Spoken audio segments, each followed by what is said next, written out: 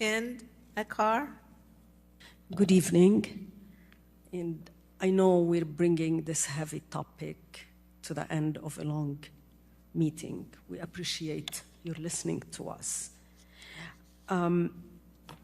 We've been in this chamber before, but things have changed since.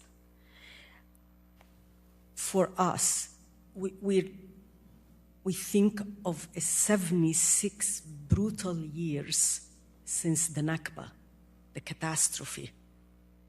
And here we are, again, in another Nakba, with no end in sight and absolutely no accountability for the occupier, the perpetrator, and the aggressor.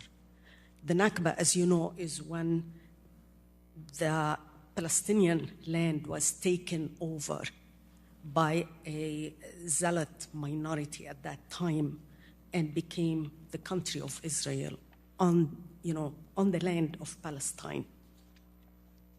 So the genocide is ongoing. 8 months, and our country continued to be full partner in this genocide of the Palestinians in Gaza. The last number our country is sending to Israel is 26 billion with a B, of our tax dollars. 14 of them are weapons, including 2,000-pound bombs.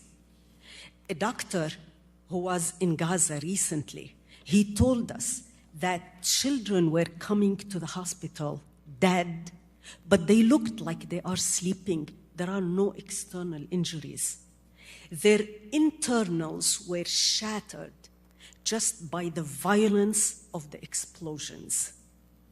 And I tell you from personal experience, not even close to this, but kind of, that the sounds of these explosions and the sounds of jet fighters are the most horrific sounds you will ever hear.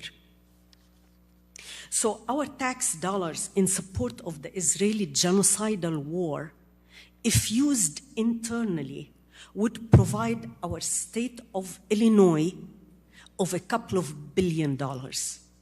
Our city of Peoria can receive close to $2 million. Yet, murdering civilians in Gaza and the West Bank and starving children to an excruciating death seems to be more worthy cause for our government.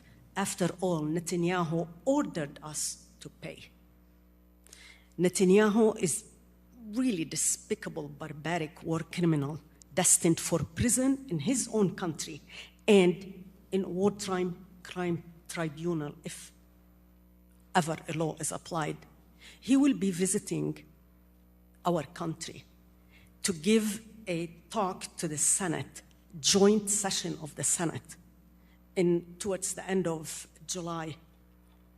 And as we all watch all of our highly elected officials stand to kiss his hand and applaud him bazillion times, remember that will be a very low point for our country, very low point that a war criminal is addressing our Senate.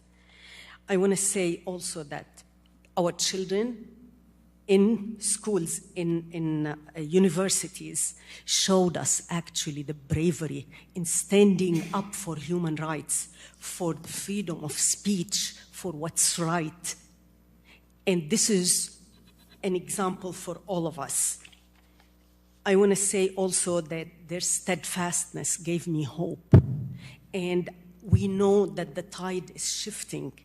The youth is requiring us to speak up, to talk about the humanity, to oppose genocide, to oppose investing in genocidal wars.